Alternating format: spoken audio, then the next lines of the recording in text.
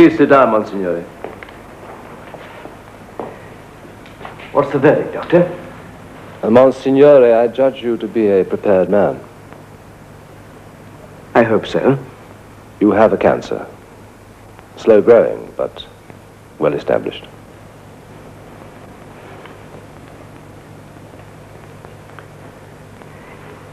Is it operable? I can operate, yes. If I do, you will be dead in 3 months. And if you don't? You will live a little longer, but die a little more painfully. How much longer? 6 months, possibly. Can I go on working? For a while, yes. Well, I'm sorry. I wish that there was something I could say or do. Thank you, Doctor. No doubt I shall come to terms with it. I admire your courage, Monsignore. It's my profession to prepare other men for death. It shocks me to be so unready for my own.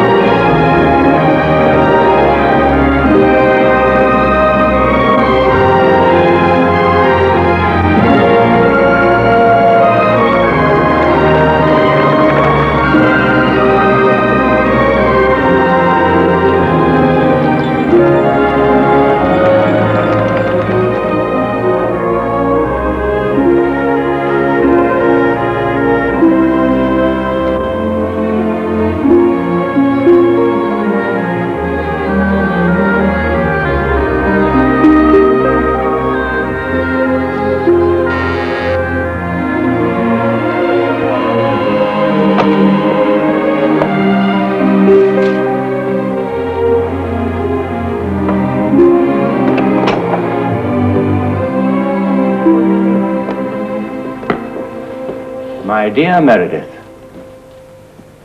I can't tell you how distressed I was to hear the news. It comes to all of us, of course, but it's always a shock. Yet, we of all people should be prepared for it. We mustn't overrate ourselves. We are men like all the others. It's better for us to be saints than sinners, but usually we are something in between. Small comfort evidence when one stands in the shadow of the judgment seat. I think you judge yourself more harshly than the Almighty will. I'm very empty.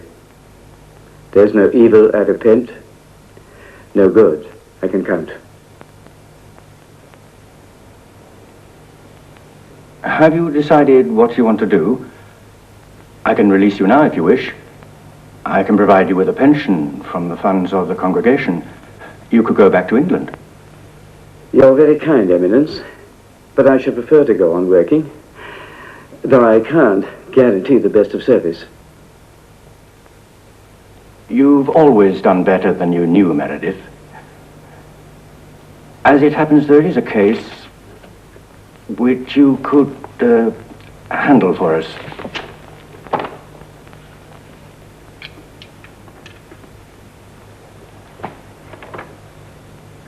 Preliminary depositions on the life, virtues, and alleged miracles of the servant of God, Giacomo Neroni. I know this case, Eminence. It's been passed around the congregation for months. No one wants to touch it. I certainly don't. Why not?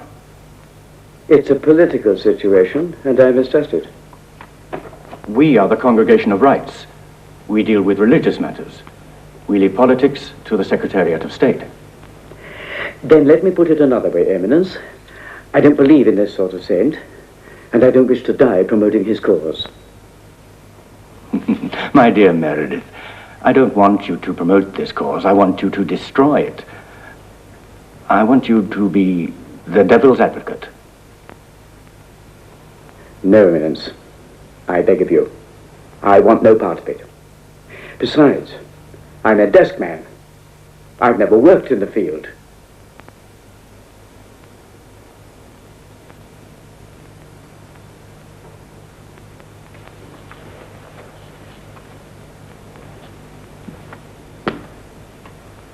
I don't wish to be cruel. I truly believe this investigation will help you. It will take you to one of the most depressed areas in Italy. You will rebuild the life of a dead man from the evidence of those who lived with him. The poor, the ignorant, the dispossessed. They are part of the human family you've never known. I think you should meet them while you have the chance. I'm not sure I have anything to bring to the meeting. I will write to the Bishop of Valenta to expect you. Take a few days, settle your affairs here, and then leave for Valenta.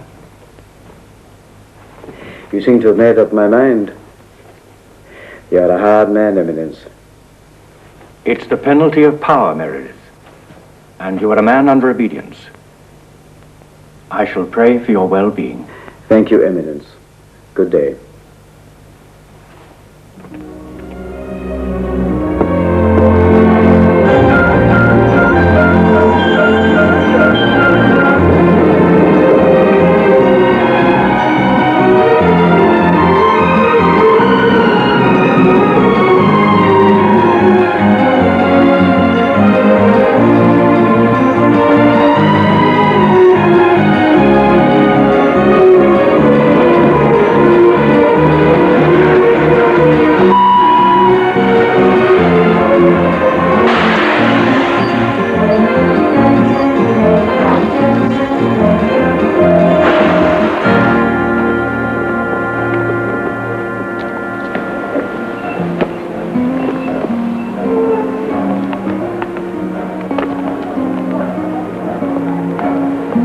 Monsignor Meredith, I'm already a shepherd of this godforsaken flock.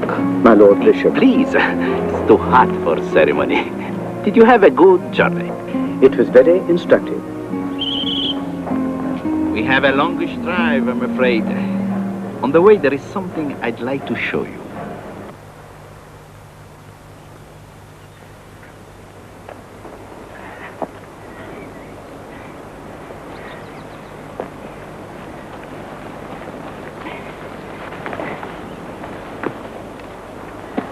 Tired?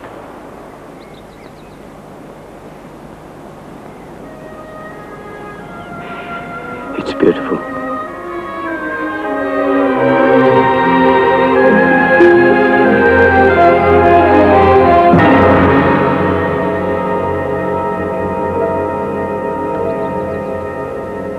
That tree is called the Saints Tree. In June 1944, Giacomo Nerone was stood against it and shot. This is where Giacomo Nerone is buried. On feast days and holidays, people come here to pray and beg cures for the sick.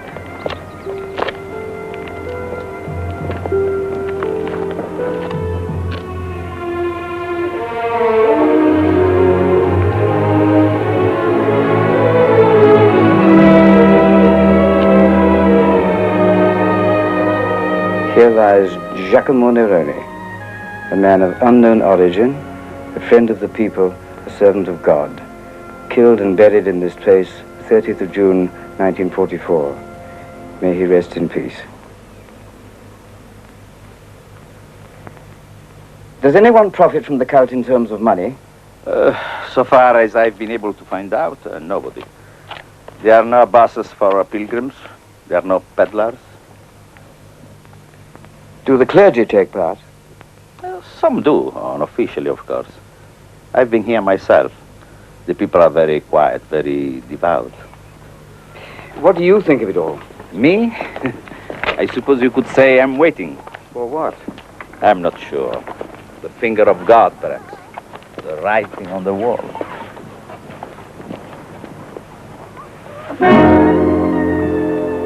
Gemello, all your witnesses are there.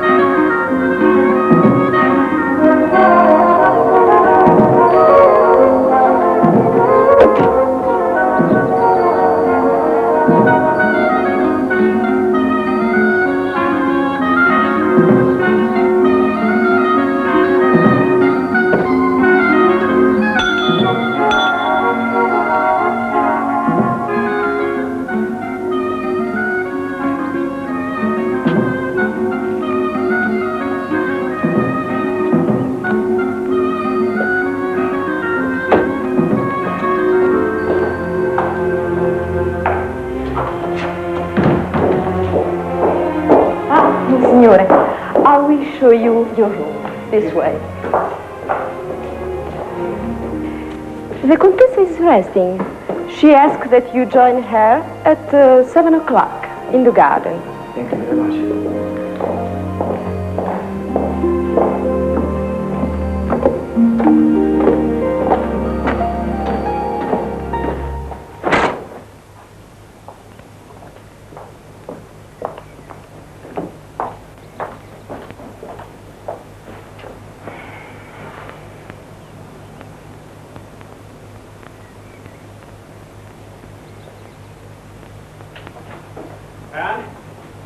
Anne, darling, I had to show you this. It's coming so beautifully.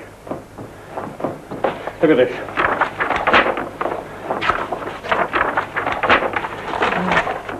Parlor. You, my darling patroness, are going to be so proud of this exhibition. Oh, please, Nicky, another time. I have the most dreadful headache. Oh, how thoughtless of me. Here. Allow Nicky to charm the pain away. You're so good for me, Nicky. Oh. You have such a beautiful skin. It's so supple. Like a girl's. Lucky you never had any children. I always wanted them, but I'd need some help, wouldn't I? I hear our priest has arrived. I caught a glimpse of him in the village. He looked all pinched and grey like a Vatican mouse. Now you're tensing up again. Relax. That's better. That makes me feel very sexy. Enjoy it, enjoy it. Does it make you feel sexy too, Nicky? Or are you still thinking of your little Paolo? Now, don't bitch me, Anne. Not about that. Nicky, darling, I'm your friend, remember? I am the patroness who is going to make you famous. You must let me tease you a little. As for Paolo, he's a sweet boy. Much better than some of the others you've had. I keep telling you, Anne, he's something special to me, that boy. He's beautiful. He has dreams that will break your heart. I want to give him a new chance in life. Come on. All your big affairs begin like that. And yours? Have you ever done an unselfish thing in your life? Nicky, darling, you bore me when you get intense like that. I don't care what you want to make of him, a model, a pupil, a lover. So be it. I'll help you to get him. Of course, you have to do something for me. Like what?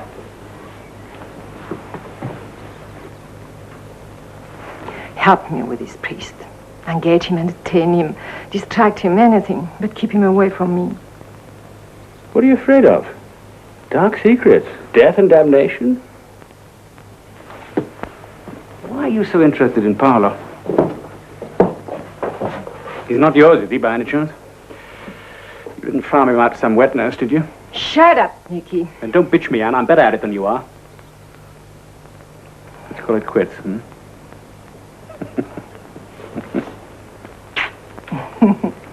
We make a beautiful pair, don't we?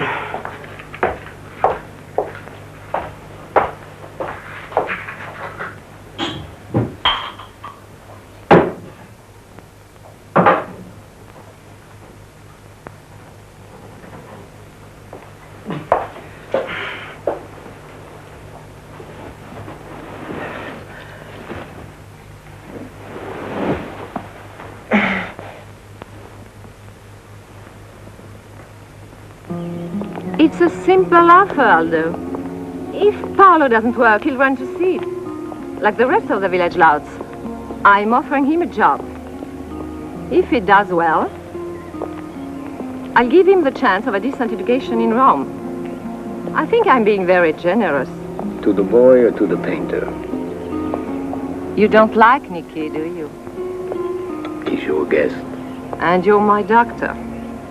Out with it, Aldo. What's on your mind? I told you before, Anne. Stop stuffing yourself with barbiturates and washing them down with martinis. That's lethal. Stop collecting oddities like black who fill you up with dirty stories and give you no joy afterwards. Sell up this place. Go home. Get yourself an apartment in Paris, then find yourself a man who will give you a child and keep you happy afterwards. Oh, my dear Monsignor Meredith.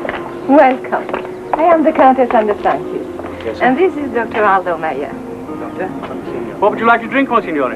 Sherry, please. I hope your room is comfortable. Yes, thank you. You have a charming place here. I'm glad you like it. Of course, it's a bit of a backwater now, but when my husband was alive, it was always full of people. I still have responsibilities. The whole village depends on me for work. Doesn't it, Aldo? It's still a feudal society, Monsignor. But you can't save it, can you, Aldo? I buried a lot of hopes here. Well, thank you. Thank you. It's your health, Contessa. Better leave the cork in the bottle. I have to warn you. He's an old bore. He drinks too much and talks too much, but he's our parish priest. I'd be delighted to meet him. Well, well, well.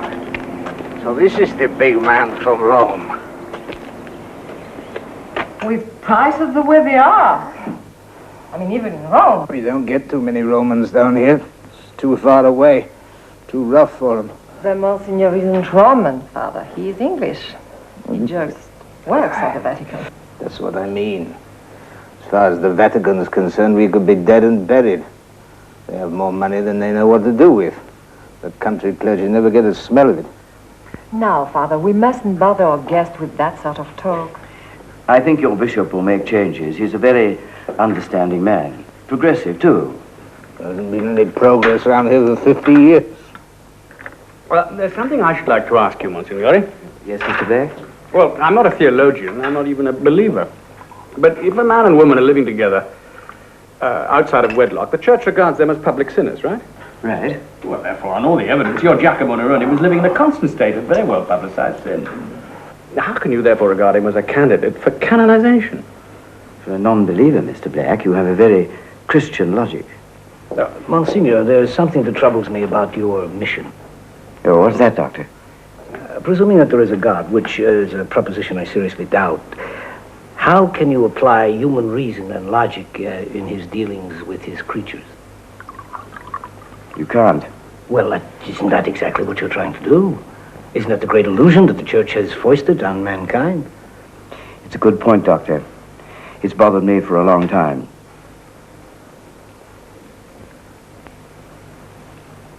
Contessa, Giacomo Neroni worked for you, didn't he?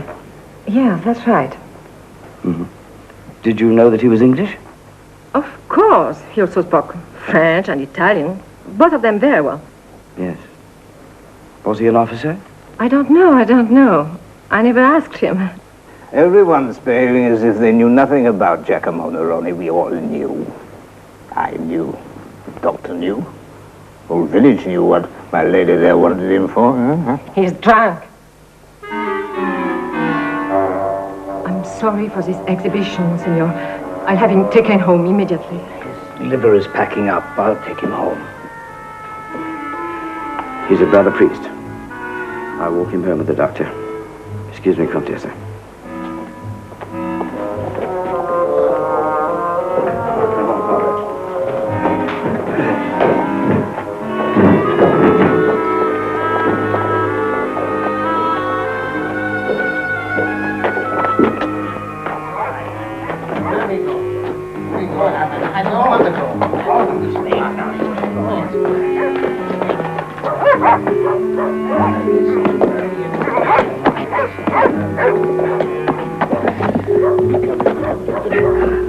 What have you done to him? You better put him to bed, Rosa. I knew it. I won't. Why can't they let him alone? He's a big baby who doesn't know how to look after himself.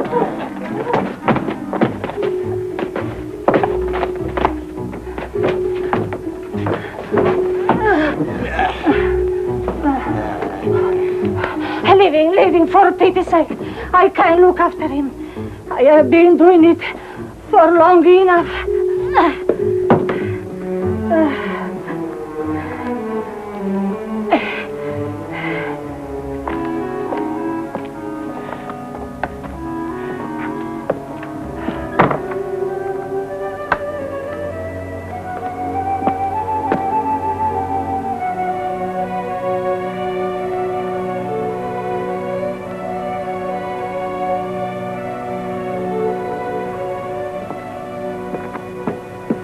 Does that shock you, Monsignor? I'm sorry for him. Deeply sorry. Well, the church is to blame.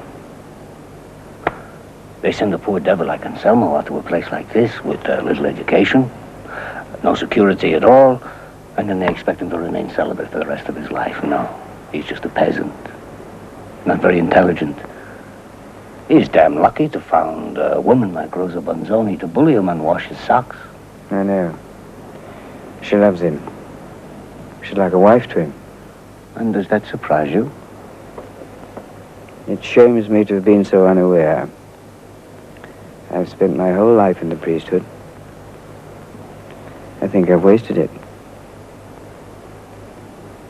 Well, that makes two of us then.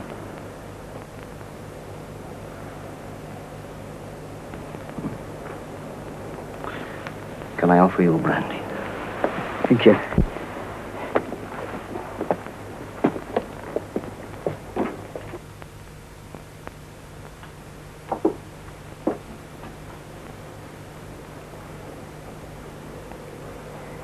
Why did you come here, Doctor? You're a Roman, not an Abruzzese. So now the Inquisition begins. I'm sorry, I'm forgetting my manners. Please sit. Why did I come here? The fascists sent me. I can trace my family back to a Jewish physician. They came from Sevilla 4 centuries ago. I had degrees from Padua, from Bologna. Oh, they let me practice medicine because all they had was a horse doctor and he was 15 miles away. Long time. A lonely time. We had a small Italian garrison stationed in Gemello at that time. But we knew the Germans were going to come sooner or later. There was a curfew every evening. One night after curfew, Nina Sanduzzi came to fetch me.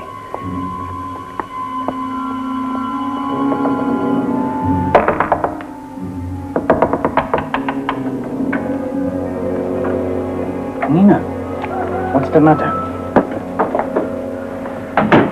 Nina, don't you know it's dangerous to be out at this hour? There's a man in my house. He has been wounded. What sort of man? Who? I don't know. Please, you must come.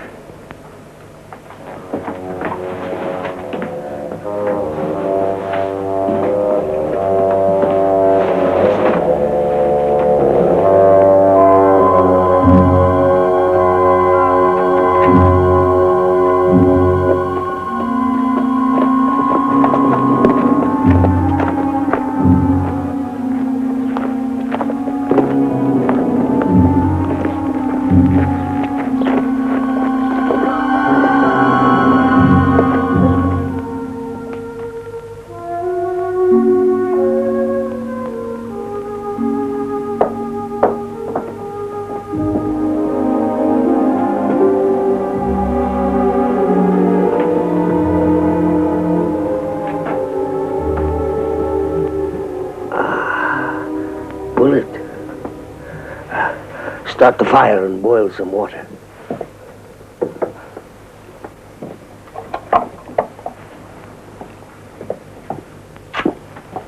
How did he get here? I don't know.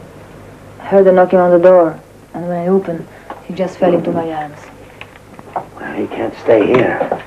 The soldiers or the police find out you'll be in big trouble. You want me to throw him out? A sick man like that? No, afterwards, when he gets better. If he gets better.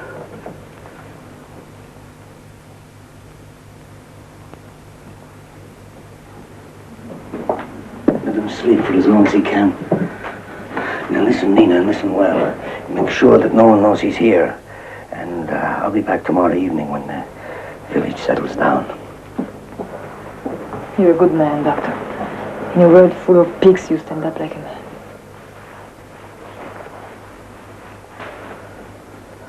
You're a good one, too.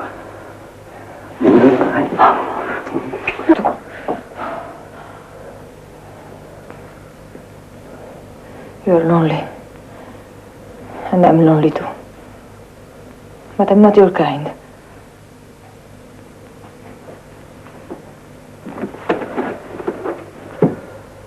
I'll be back tomorrow. Good night.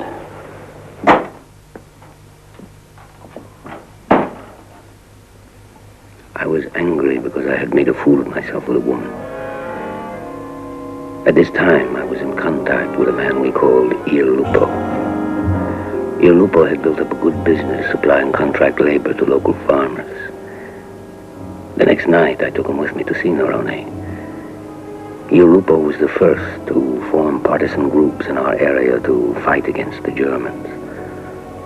This woman and the doctor have risked their lives for you, so I think you owe them the truth.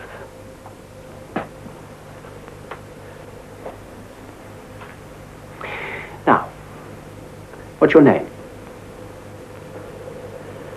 Just call me Giacomo Nerone. Nationality? British. What are you? An agent? Prisoner of war? I'm a deserter. Ah, a deserter. The Allies are beginning to win the war, so you desert to join the conquered. How were you wounded? I was flushed out of the vineyard. Bobby! You're lying, friend. Whatever you say. 3 seconds, Giacomo. 1, 2. If you fire, you'll have the patrols around your neck.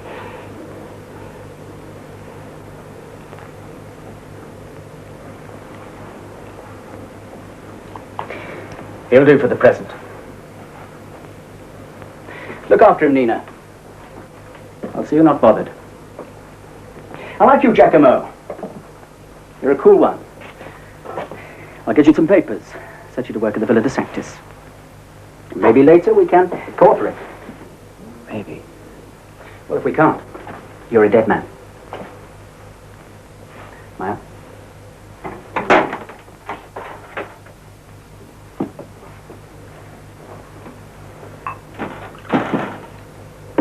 He hurt you. Not too much. He has a job to do. I don't blame him. How can you say that It doesn't matter.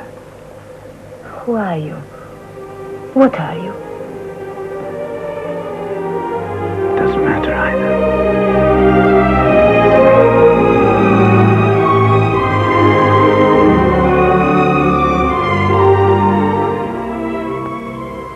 And that was the beginning of it. Neroni recovered for 2 weeks. He stayed at Nina's house and rested. By the time he was well, they were lovers. Natural enough, I suppose. And you resented him as a rival? Damn it, man, I still resent him. In a way, he corrupted us. Corrupted us all.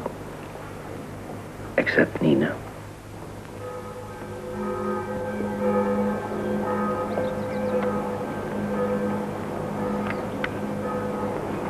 Please, please, don't let me disturb you.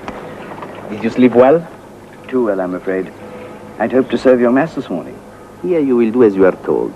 Sleep late, bed early. Let others do the praying for you. Have you come to any conclusion? Only that there's a mystery. God's mystery or man's? I wish I knew.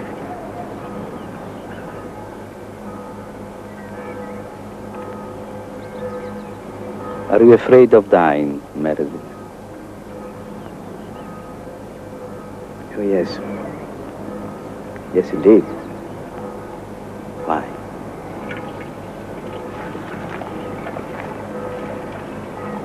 Sometimes I wonder if everything I believed in was only a fraud and an illusion. That is the last cross, my friend. Perhaps the heaviest of all. Have courage. The darkness will pass. I hope so. It's like being asked to jump through a paper hoop. You don't know where you land. In everlasting darkness or a great light. This was given to me on the day of my consecration. I should like you to have it. What is it? It's a bulla, an ancient Roman charm locket. Very old, pre-Christian. It contains a relic of an early Christian martyr. I can't possibly accept this. I think you will. It's given in love. We are brothers in a big family. We need to support each other.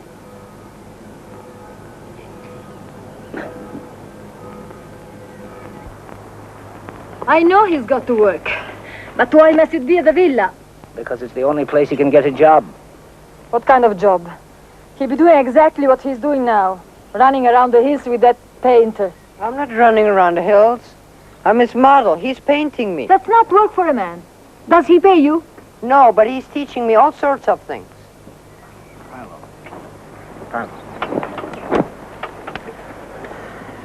Your mother doesn't like the Countess, and she's got her reasons. Now, I don't like Black because he's the sort that preys on young men, handsome boys like you. Huh? Now, you cannot depend upon him. You've got to be your own man. You've got to earn your own way so that you can stand up and face the world and be proud of yourself, huh? Me? Proud of myself? Everybody knows what they call her. What they call me? Huh? Wait. What did you do that for? What should I do? Let him call me whore? If you want him to be a man, don't treat him like a child. But he's a child.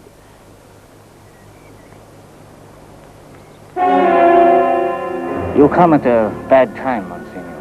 I couldn't help hearing the last part of it. You talk to them, Monsignore. You are a priest. Talk to the people of the villa, too, and tell them to leave my boy alone. I'll do that. I promise. Now, I'd like to talk to you. In private. You can trust this man. Tell him everything. Maybe then we can have some peace.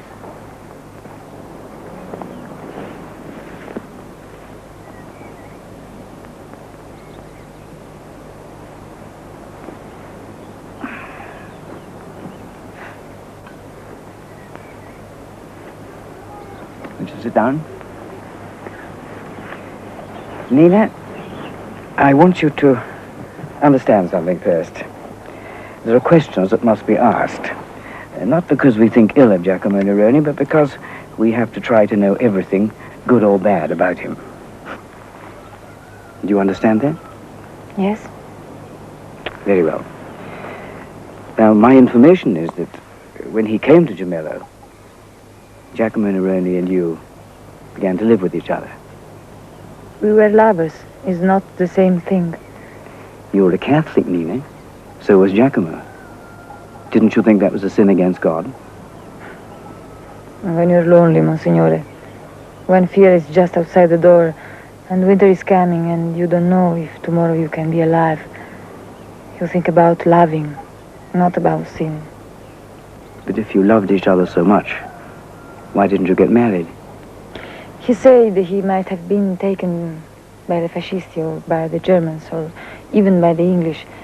And if we were married, I could be punished too. Was that important to you? Not to me. But for him, yes. Have you never been in love, Monsignore? No, never, I'm afraid. You must be patient with me. Now, tell me about Giacomo. What sort of a man was he? Was he good to you? Good to me. How can I answer? Everything a woman can want was inside that man.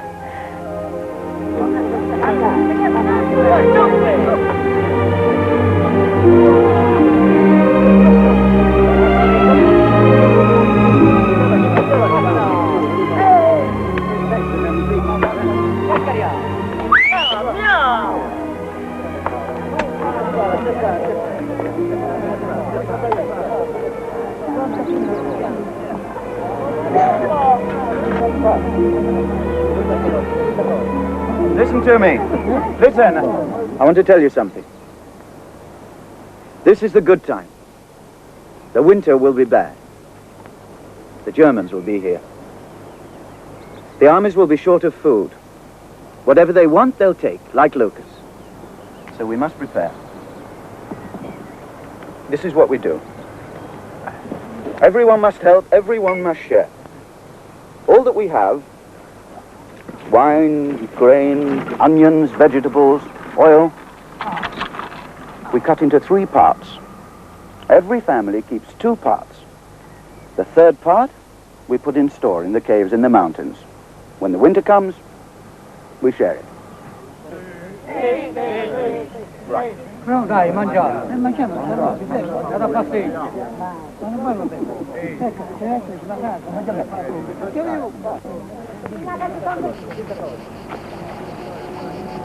What do you say, Contessa? I like the way you handle these people. It's clear you're accustomed to command. Do you think you could run the estate for me? I could try. I'll pay you much more money, of course. That would be welcome. And you could live at the villa. Could be much more comfortable. I'm afraid that wouldn't work. Report to me tomorrow morning. I explain your duties. Yes, Contessa. You have to understand, Monsignore. Everything between me and Giacomo was very simple, like bread, water, and wine. Thank you. Did he ever talk about his past? Who he was? Where he came from? Where he went to school? I asked him once, and he told me he had closed the door and never wanted to open it again. It was what he wanted, and I wanted it too. Did he ever write anything? Letters, perhaps? Why do you ask that?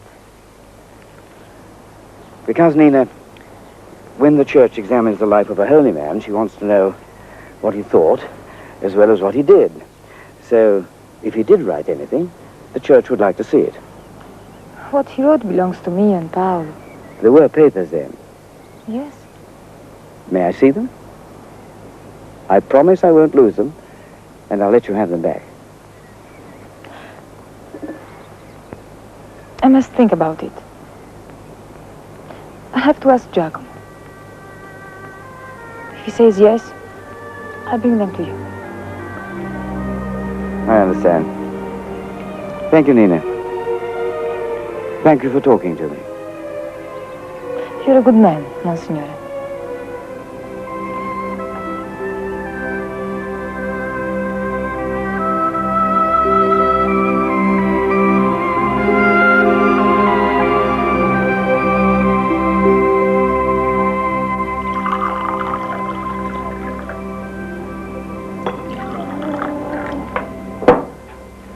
Good health.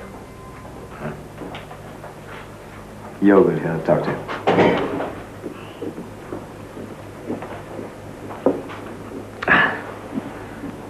So, how did it end up with Nina?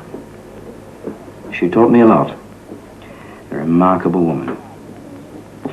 Still, all I have on Lerone so far is a man living in sin. His acts in the community, good in themselves, had no spiritual significance. Did he ever talk to you about religion? Yes, he did. It was that winter. It was a severe one. There was a record full of snow in the mountains. The armies dug themselves in and waited for the thaw. The villagers stayed indoors and clung together for warmth. Giacomo didn't spare himself, taking care of everybody and bringing them food and supplies. He was the only one they'd open the door to, because anyone else was liable to be a thief, or crazy, or starving. He often stopped at my house at the end of the day for a talk.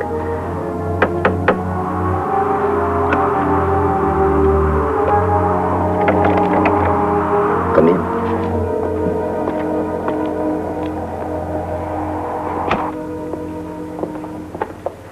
Have a good day. Well, I delivered a foal, slaughtered a sheep, cut 8 cords of wood, washed old Carlo Martinez because he stank like a skunk and his wife's too frail to lift him. And, yes, you could say I've had a good day. Ah, very good. I want to talk to you. Go ahead. Do you believe in God? I was brought up to believe in him. The fascists have done their best to persuade me otherwise. But I have an open mind in the matter. Why do you ask? Well, I never told you why I came here. You know I'm a deserter. Well, what do you want me to say? How much I despise you? I don't want you to say anything. I was with the advance guard for the assault on Reggio. There was a blind alley. A sniper had us pinned down for about 10 minutes at the mouth of it. Well, when we thought we'd got him, I pitched a grenade through the window, waited for the blast, and then went in. There was the sniper, an old fisherman, and a woman, a nursing child. All dead. The baby had taken the full blast. It happens in war. It's the human element. God had nothing to do with it. I know, but I was the human element.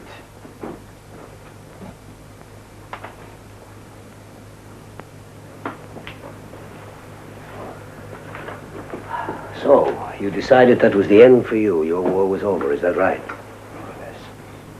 Yes. And do you believe in God, Giacomo? I used to. And then for a long time I didn't.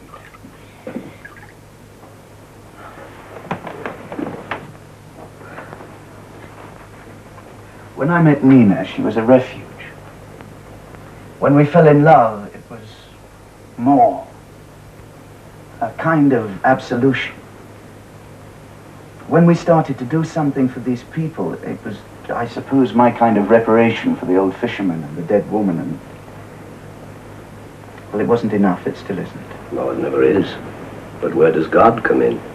If he doesn't, it's all a monstrous folly. This whole valley could freeze to death and it would mean nothing. Nothing at all. But if there is a God, then everything becomes enormously important. Every life, every death. And the reparations? Pointless, unless you give yourself as part of it. Let me give you a piece of advice, medical advice. You're running yourself ragged, you're fatigued. And now, all of a sudden, you've become preoccupied with God. Forget about him. Concentrate on staying alive. You can drive your car to the foot of the mountain. After that, you must walk. It is a very long walk for a sick man. I've done it before. You won't find anything new. If Nerone did, maybe I will too. Thank you for the drink, Doctor.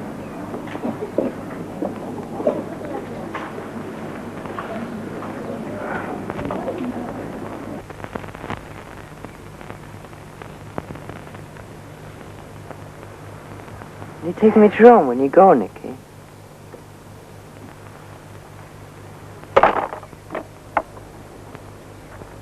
Rome's a long way. It's expensive.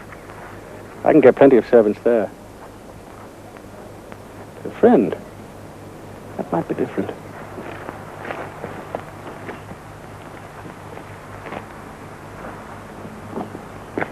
But you told me I was your friend. A true friend. Mr. Black? May I speak to you for a moment? Paolo? My car's on the road. Go and wait for me. Still playing detective, eh, Meredith? I have certain commissions and certain duties. Well, you tend to your business and I'll tend to mine. You're doing a detestable thing, Mr. Black. What thing, Meredith? Do I have to spell it out for you? You've judged me already, haven't you? You picked up every shred of filthy gossip down in that village and damned me with it before you've heard a word in my defense.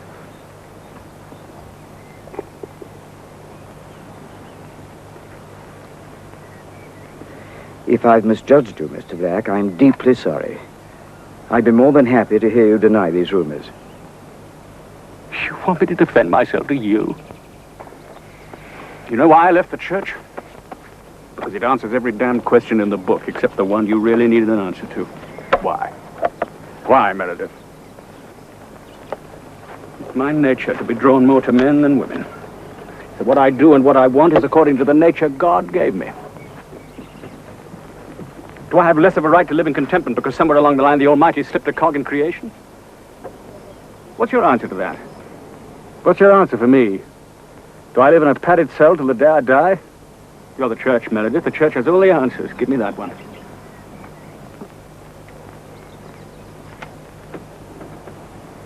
Mr. Black, to your problem and to many others, there's no answer that doesn't involve a mystery and an act of faith. The cogs of creation slip all the time. Babies are born with two heads. Mothers of families run crazy with carving knives. Men die in plague, famine, and thunderstorms. Why? Only God knows. If there is a God. I'll accept that if. But if there's no God, then the universe is a chaos without meaning. You live in it as long and as pleasantly as you can for what you can get out of it. Then... That's no answer, Meredith.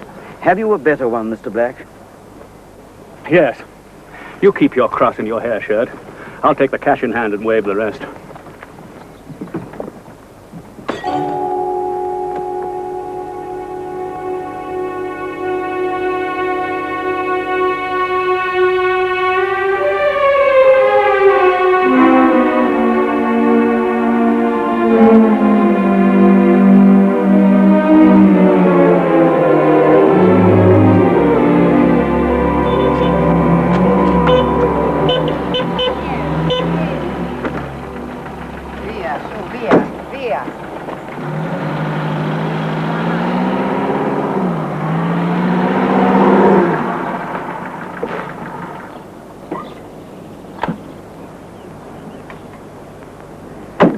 Paolo?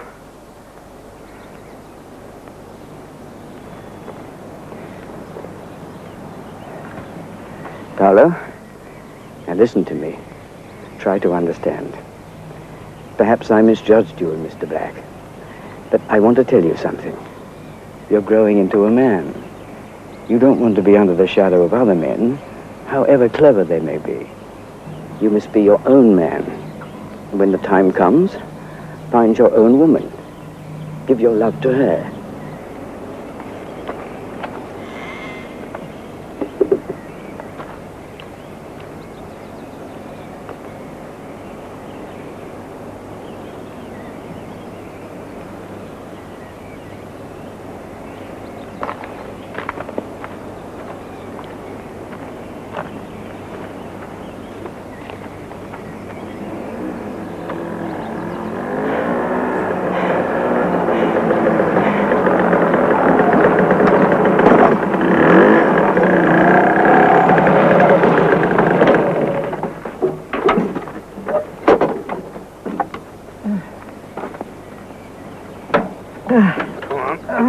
Get you to bed.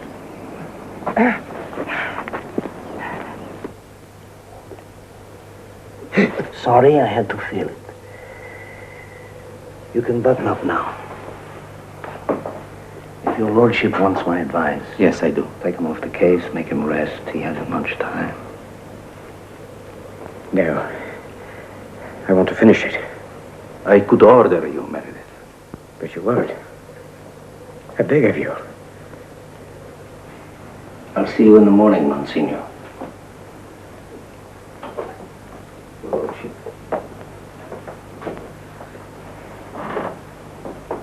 You are a stubborn man, Meredith.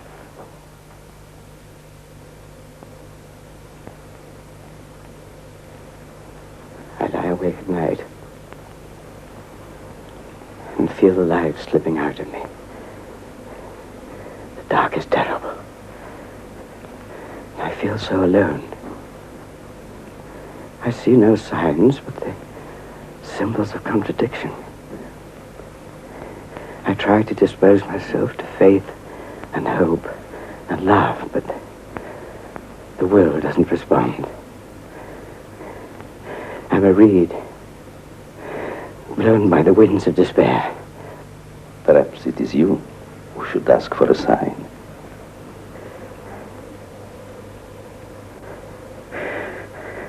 No. Why not? I can't do it. Why not? Do you deny omnipotence? I want to believe in it. And mercy? That too. But not for Blaise Meredith. I've done nothing to earn it. Mercy is given, not earned. I dare not ask for it.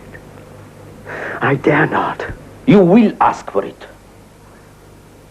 Not for yourself, but for me and all poor devils like me. You will say the words, even if they mean nothing.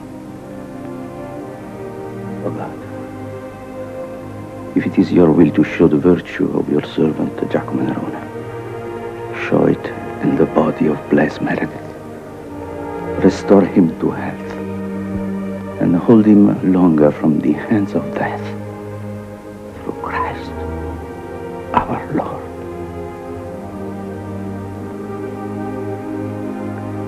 And if there is no sign, don't you see? Your lordship has laid a new cross on my back. It is a strong back, my friend. Perhaps stronger than you know. And you may yet carry Christ on it across the river.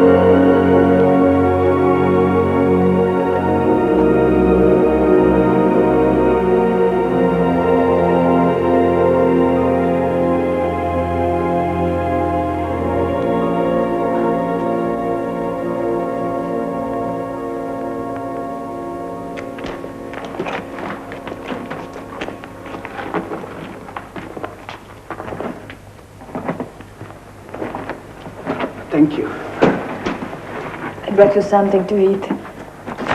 I've been to the doctor for the spots. What did he say? I've got the rosolia. I should be in bed. Well, what are you doing here? He told me something else. What? I'm going to have a baby.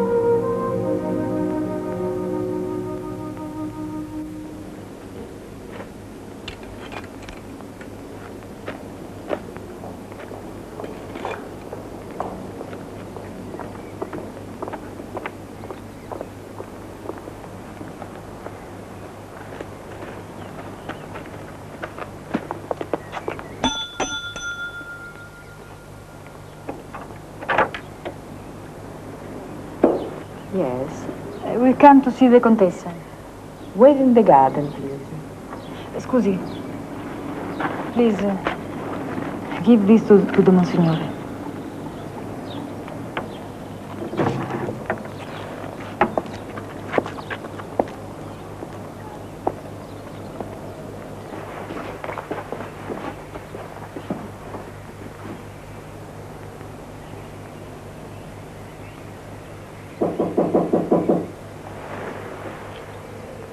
Come in.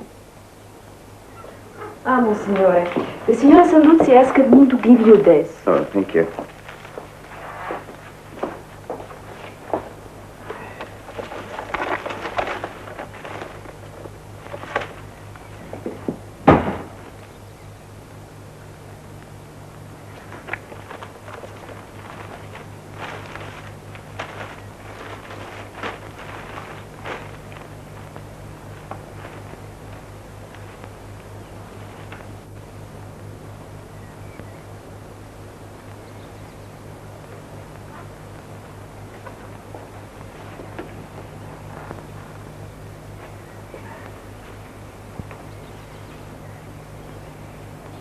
I've spoken to the Monsignore from Roma.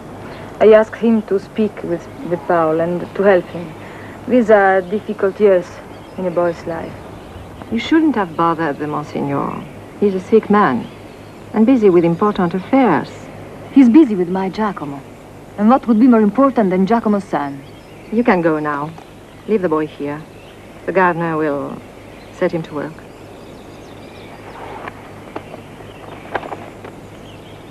What's that? My boy is coming to your house. It's a gift. Oh, thank you. We are poor people. We give from our hearts and not from our wealth. You knew Giacomo. I thought you should have something that belonged to him. What is it? It's the shirt he wore when they shot him. Good day, Signora.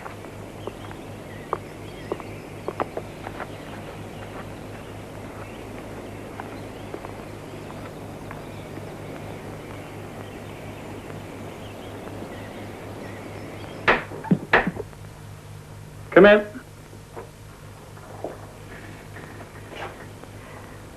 I hope I haven't disturbed you, Mr. Berg. It's all right, I was just finishing.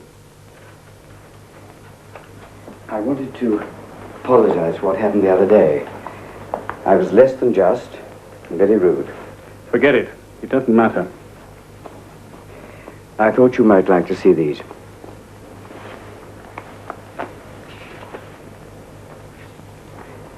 It's an extraordinary document. I found it very moving. It's a man's search for the God he'd lost. I thought it might help you. You've got a wonderful sense of humor, Meredith. You've dirtied the one decent thing I've ever tried to do in my life. I love that boy. Yes, I love him. Not in the way you think. I saw in him everything that I'd missed in my own life. I wanted to take him and make him what I never was. There was even a sense of duty in it. But you'd never believe that, would you? I do believe you, Mr. Black. But I have to say, I doubt whether you'd ever be able to do it. I'm sorry. I didn't mean that. I meant... I know what you meant. Meredith, please go. There's nothing you can do for me.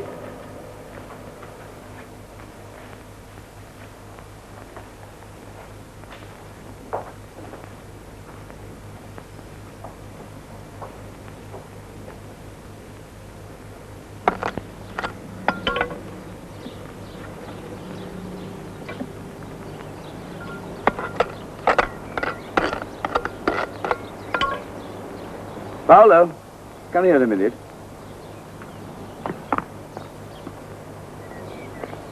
Sit down. These papers are things your father wrote for you, his son.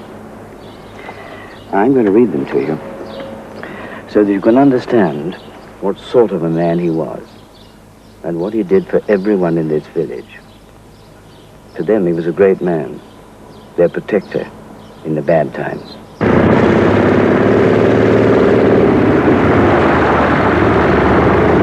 Ducentes eos salvare omnia quaecumque mandavi vobis, id ege ego vobiscum sum omnibus Deibus, usque ad consummationem seculi.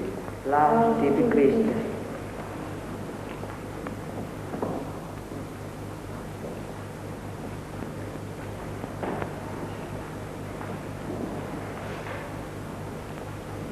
My dear brethren, in these dark days of war, all of us must hold tightly to the message contained.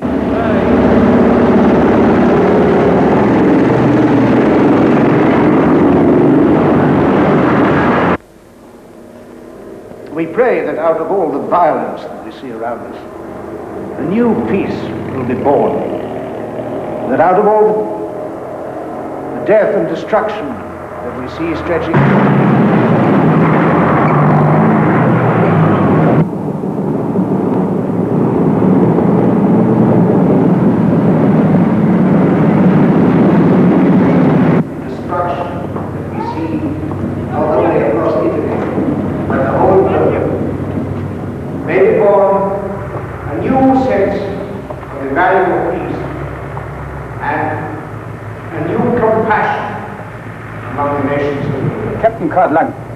At your service, Senora.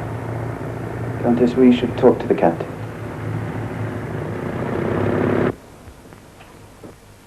So we went up to the village and had a few drinks. I talked a long time to the German officer. He likes the villa. Huh? And he fancies the Contessa. But he doesn't like the village, not from a military point of view. Thinks it's too isolated, too vulnerable to partisan activity. Now, what's he going to do about it? Set up a small observation post at the villa, but move his main camp to the crossroads lower down, about 3 miles away. 3 miles? From there, he'll send out patrols to police the main road. Well, that's good, just what we want. Small, isolated patrols. We'll move into the village and the mountains and harass them from there. No, stay out of the village. The Germans have posted notices on every corner. For every German killed, 10 Italians will be shot. Don't worry. We'll soon have them cleaned out of there. Meanwhile, keep your eyes open. And keep in touch. Where will I find you? The grotto of the Faun. Come unarmed, otherwise you might be shot. I hoped you'd be here for Nina's delivery.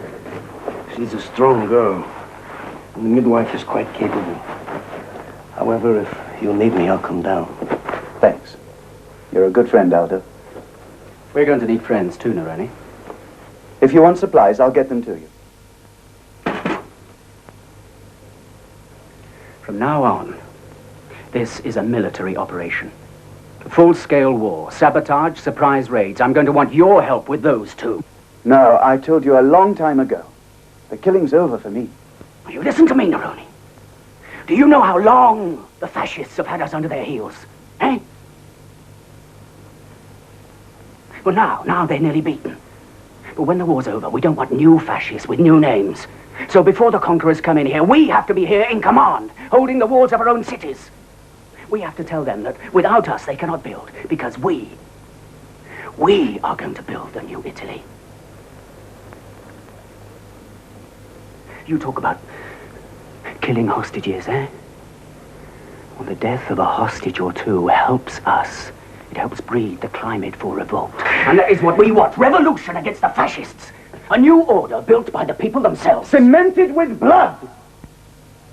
I don't believe in it anymore. I'll get food to you. If you have fugitives or wounded, I'll help them too, but no more.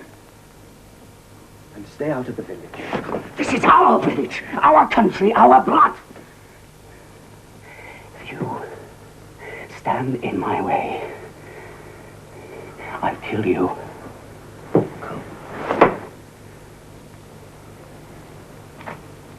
Talk some sense into him, Nina.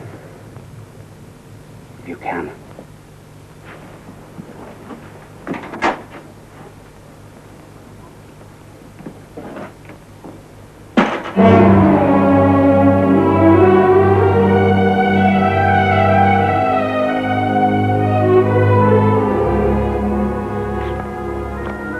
That was your father, Paolo.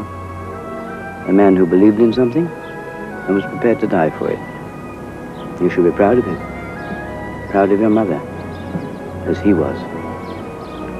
I didn't know. Not the way you've told it. Well, you know now. It's time to be a man. Thank you, Monsignore. Now run along. We've got work to do. Ciao, Paolo. Buongiorno, Contessa.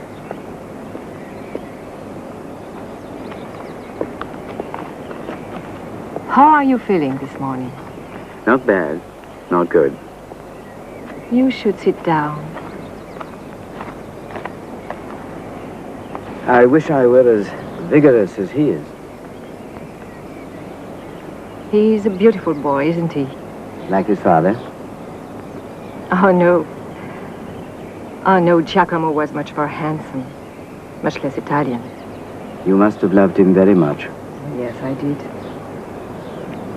If things were different, Paolo could have been my child.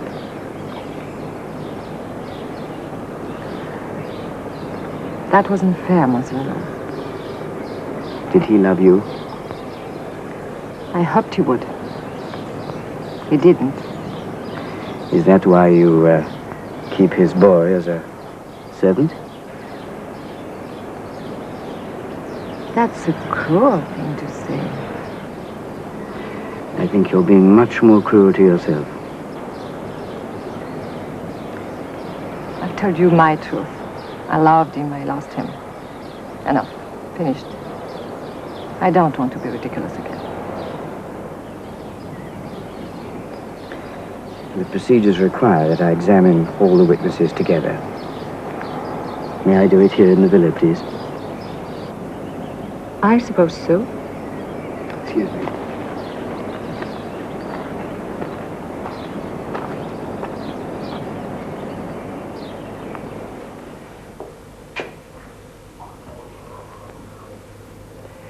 Good morning, Mr. Black.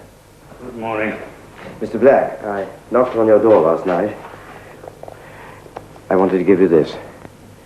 It came from a colleague of mine in Rome.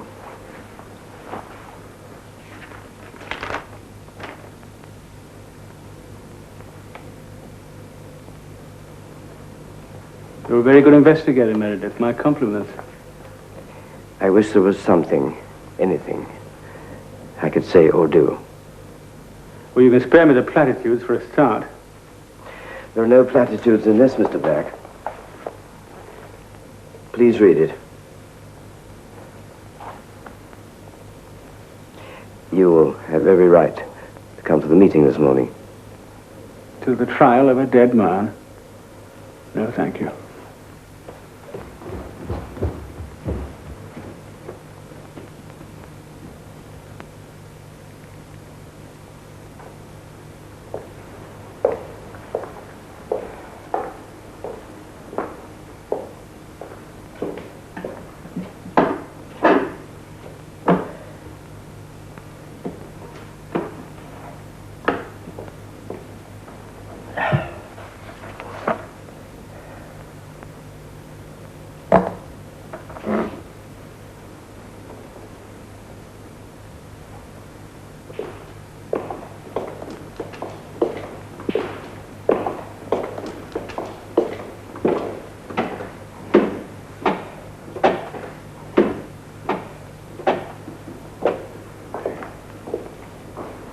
Morning, Nina.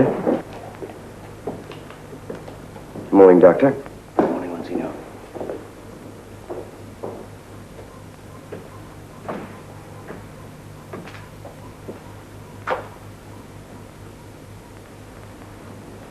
Good morning, Contessa.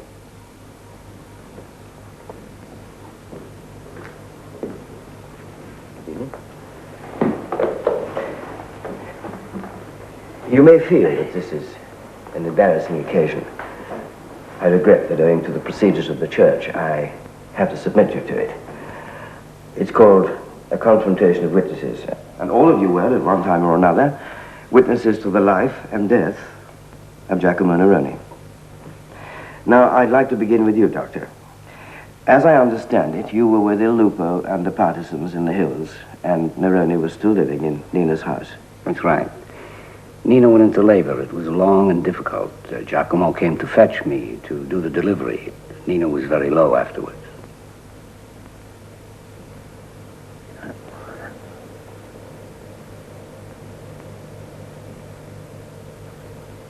Giacomo, come here a minute, will you?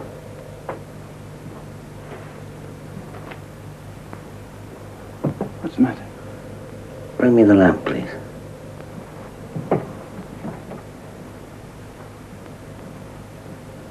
Hold the light right on his eyes.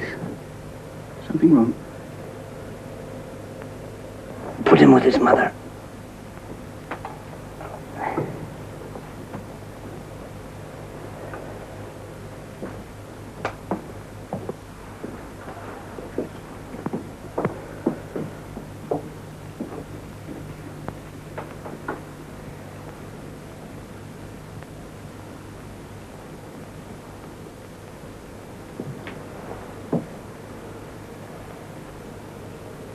He's blind. Blind.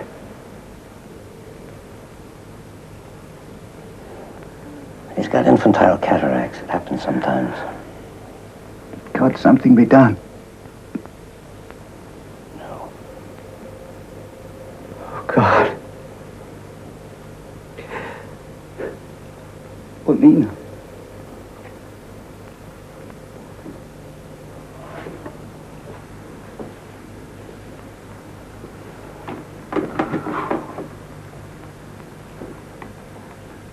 Tell you how sorry I am. Let them sleep.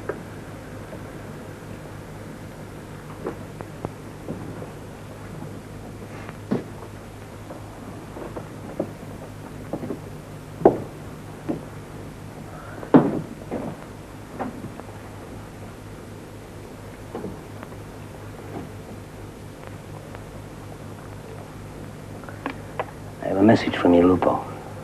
He's going to strike Gemello in 3 days. He wants you to leave and take Nina with you. He can't do that. He can, he will. And if you don't cooperate with him, he'll kill you, and you know he will. Come on, he wants me running like a rabbit. Listen, Giacomo, I love that woman as much as you do. So if you even think of risking her and risking yourself at this moment, I swear I'll kill you. Doctor, may we leave the question of your personal relationship with Neroni and return to the other matter? Now, are you both absolutely certain that Paolo was born blind? I did not know, because a newborn baby sees very little in the first days, and Giacomo told me nothing. There was no doubt about it at all. It was a condition called congenital cataracts. We did not know then what we know now. It was caused by German measles. An Australian doctor in 1941 discovered it, but of course his papers were not published in Italy till after the war. But no, there is no doubt. Paolo was born blind. How and when did he recover his sight? Now, you tell him, Nina. Well, after Paolo was born, I was very weak. And Giacomo stayed with me all the time. He cooked the food, cleaned the house, and cared for me and the baby. At night, when I slept, he would sit up writing the things that I gave you. On the third night, I woke up and saw him, as I had seen him before in the grotto of the Faun.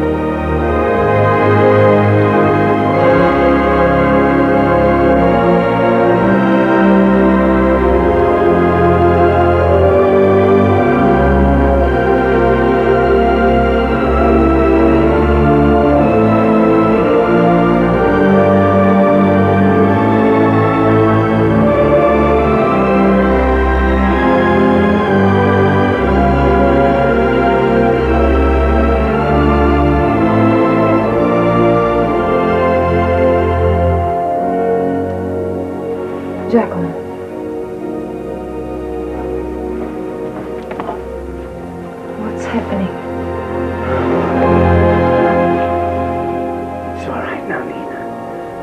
Everything's all right. Come on. Back to me.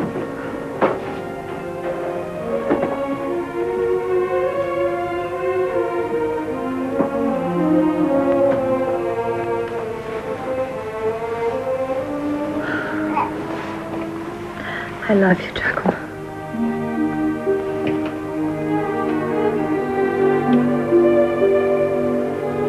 I have to go out, Nina. At this hour? I'm afraid so. I have to see a loop. If I'm delayed, don't worry. Just look after yourself and our baby. But where are you going? Why? Wherever I go. Whatever happens to me, I'm in your heart, and you are in mine.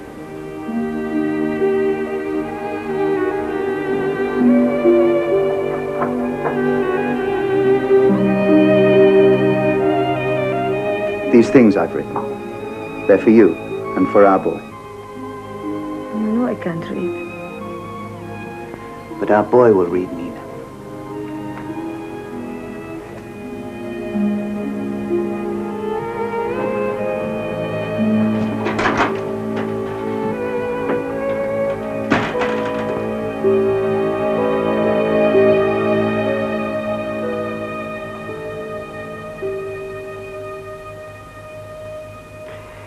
There is now a gap in the record.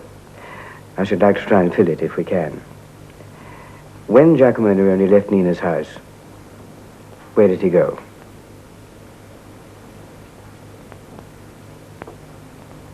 Does anyone know? He came to me. To you? Yes.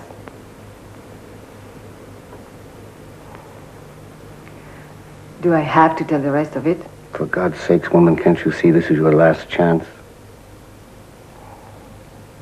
Well, it was late. I was tired and a little drunk. I was the one who stayed, remember. I was the one who had to face the Germans every day. Oh, go on now, like a good boy. And the other times. Ciao. Oh, bye.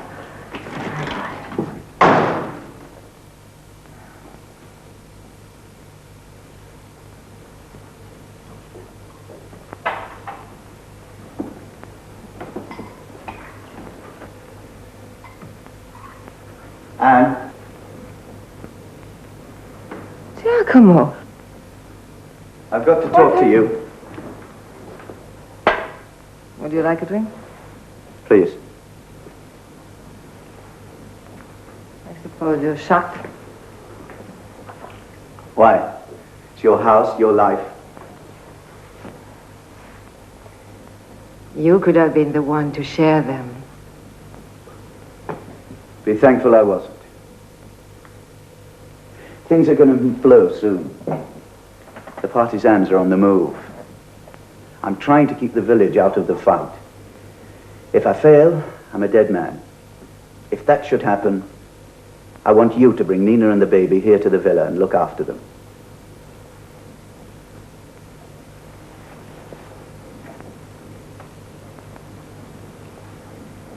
All right.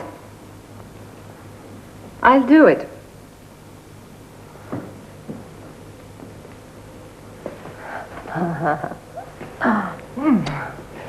And you're a noble woman. There's one condition, though. What? There were times when I hoped you would love me and give me a child. Now I want your son. I'll adopt him and love him as my own.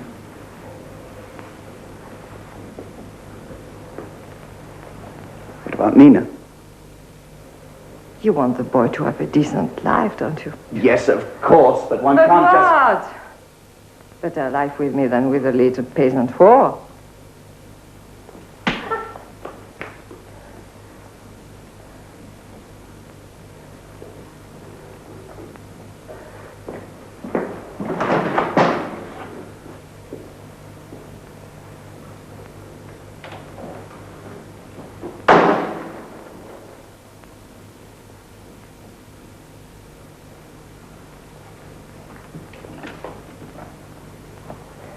Hello, Carla.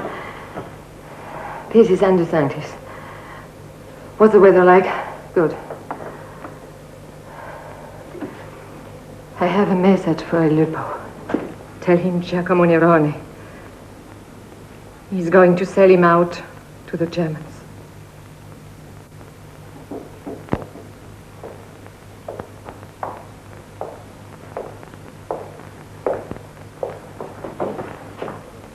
Let me tell you something, my dear.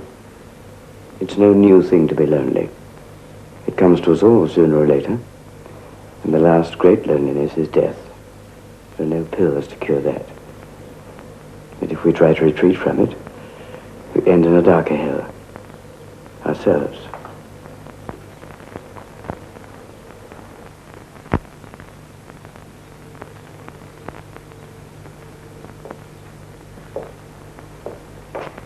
Father Anselmo, I think you have something to tell us. I don't know what all the fuss is about. After all the fellow's dead, we have a right to be left alone. Please, Father. Oh, God. Look, it was late. I was in bed. I'm always fuzzy when I wake up.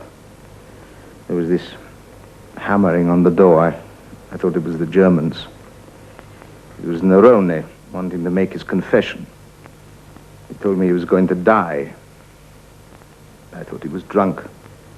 Told him to say an act of contrition and go to bed. All right, so I was drunk as well. But I'm sure he didn't need me to die well. Can I go now? Please wait, Father. We should have another witness for this part, but he's refused to come. Senator Cavaglia, Il Lupo. Can you fill in the rest for us, Doctor, please? There's not much more. I was up at the Grotto of the Faun with El Lupo and his band. We were getting ready for the attack on the village.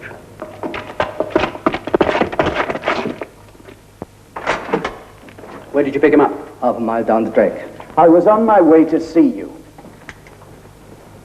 Were you not? What is this?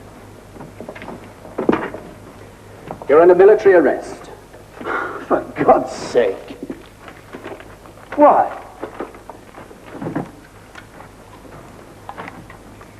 Giacomo Nerone, you are charged before this military court with desertion from the British Army in the face of the enemy.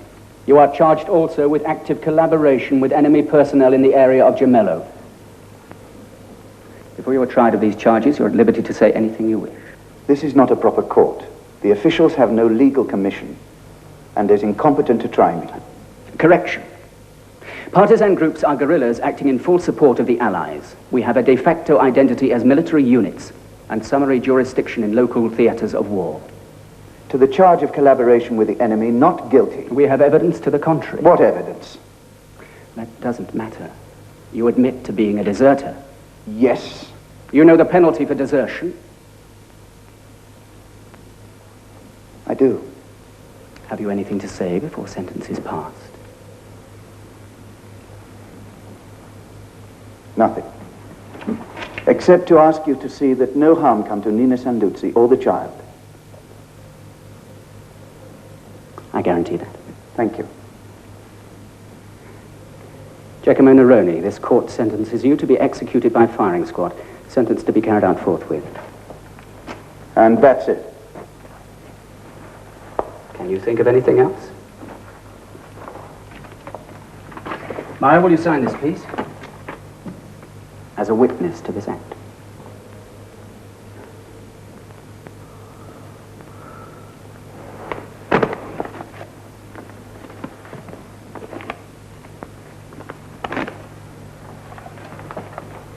Carlo, second witness.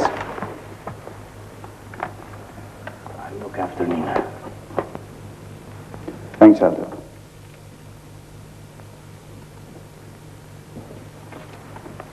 Take him outside.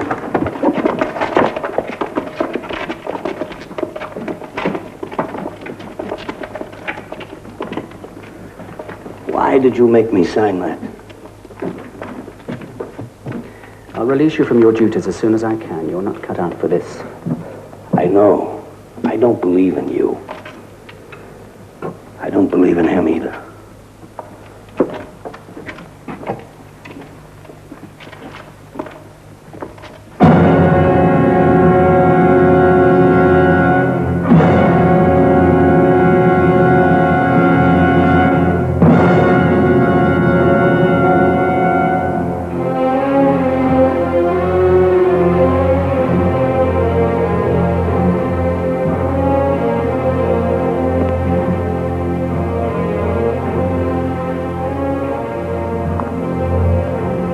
Do you want a blindfold? No, thanks. Any last request? Just finish it. Quickly.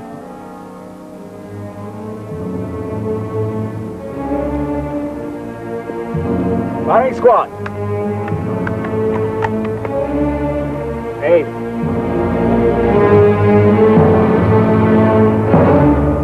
Fire.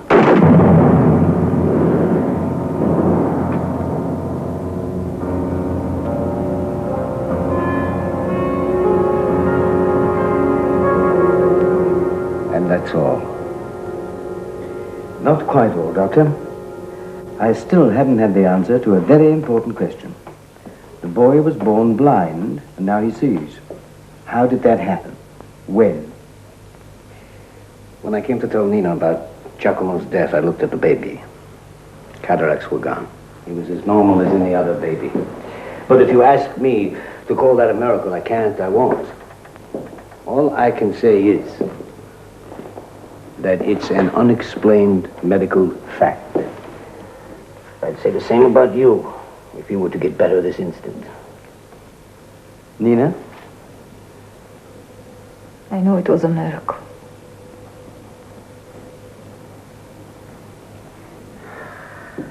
And how will you record it, Monsignor? I'm the devil's advocate, Doctor. I shall record your statement and Nina's and leave it at that. I think you should see this. It's addressed to you.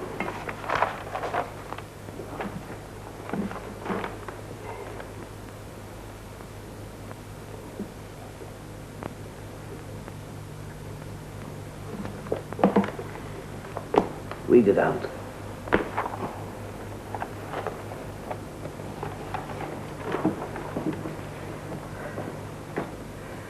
My dear Aldo, tomorrow, you and I will meet as strangers. You will sit with my judges and walk with my executioners and sign the certificate of my death when it is all done. I want to tell you now that I bear you no grudge and that I shall die still counting you my friend.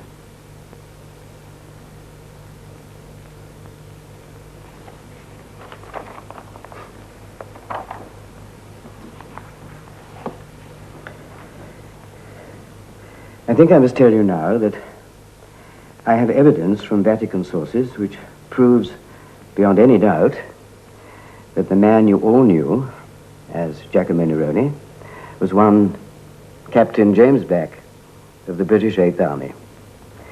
He concealed his identity by the simple means of translating his English name into Italian. Giacomo Neroni, James Back. And I think that I should further tell you that he's the elder brother of Mr. Nicholas Back, who is a guest in this house.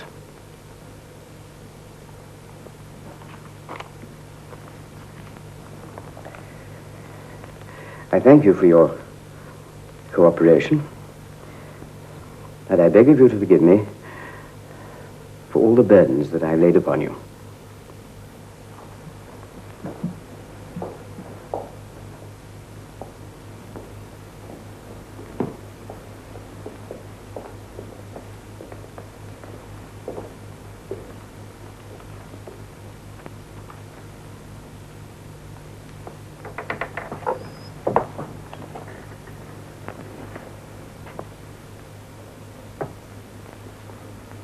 Meredith?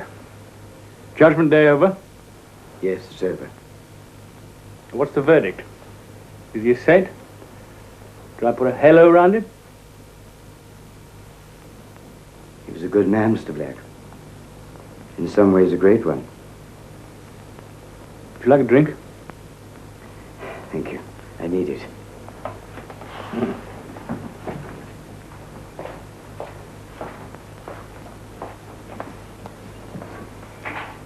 What will you do now, Mr. Black? Good question, Meredith. Good question. If I had any courage about me, I'd put a bullet through my head or swallow a bottle of pills. But I haven't. So, It's still the boy and his mother. I think there's a place for you in their lives. I doubt it. I'm a dead man, Meredith. I don't have any blood left. Please, Mr. Black, please. Your brother was in despair, too. But he found a life to live by. And then what happened? They killed him, right? Then they made a bloody cult figure out of him, a martyr. You call that light? I don't like your God, Meredith. I don't like the way he sits up there smiling in his heaven while all the human animals are tearing each other to pieces down here. And I don't care much for you either. I don't like the God Almighty presumption that makes you judge, jury, and messenger of salvation to the whole goddamn human race. So why don't you get the hell out of here and let me live my own life in my own way? Don't waste it, Mr. Black. It doesn't last very long.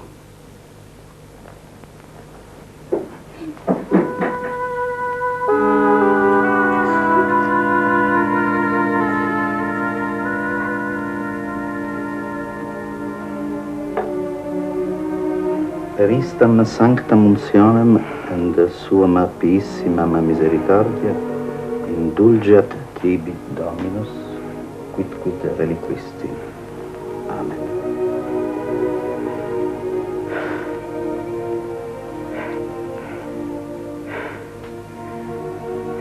Failed him. Just when he needed me most. I failed him. But God will not fail him, my friend. I failed you too. I couldn't make the act of faith you asked. That was my mistake. We asked too much of each other. I'm sorry. People need so much. Nothing.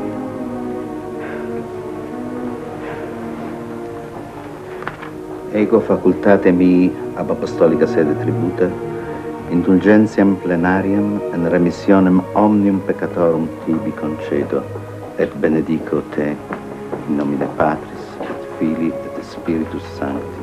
Amen.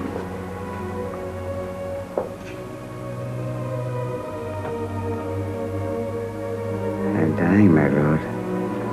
As a man should, with dignity, and among his friends.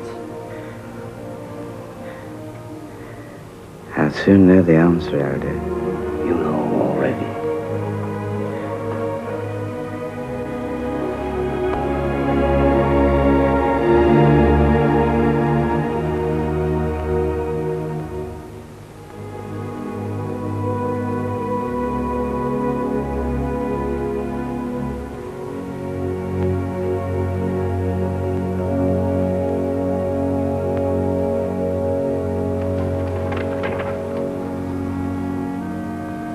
There is no doubt in my mind that Giacomo Nerone was a man of exceptional personality and even of exceptional virtue.